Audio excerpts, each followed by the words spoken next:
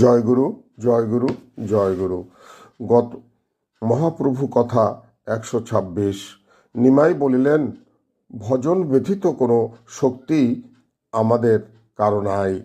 সংযোগ ও বিয়োগ ভগবানই করে থাকেন।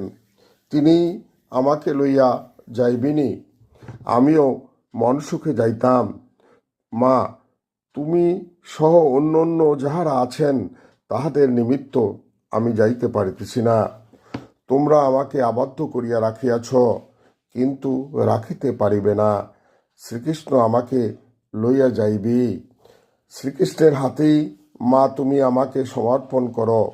মা, তুমিও দিবানিশি আমার মঙ্গল কামনা করিয়া থাকো। মা, আমি সত্য বলিতেছি যে সংসার ত্যাগ করিয়া গমন করিলেই আমার মঙ্গল হইবে। শ্রীকৃষ্ণের হাতে আমাকে মা তুমি সঁপিয়া দাও। তুমি শ্রীকৃষ্ণকেই পাইবে, আর তোমার নিমাইকেও পাইবে।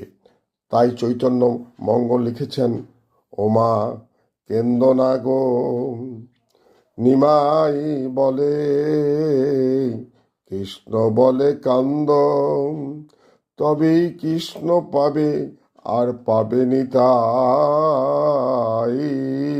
চন্দ্র।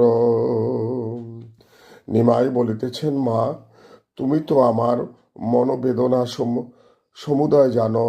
মা, কৃষ্ণ বিহনে আমার নয়ন শ্রাবণের মেঘের মতো হইয়াছে। দিবানিশি আমার হৃদয় পুরিতেছে।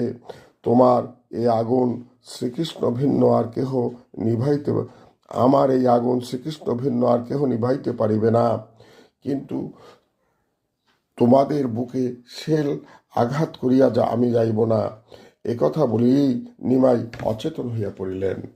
মা নিমাইকে কোলে তুলে চোখের জলে ঝাঁটা মারিতেছে, আর উচ্চস্বরে নিমাই নিমাই বলিয়া ডাকিতেছেন। গোবিন্দ কৃপা করলে এর পরের কথা আগামী দিন বর্ণনা করা হবে।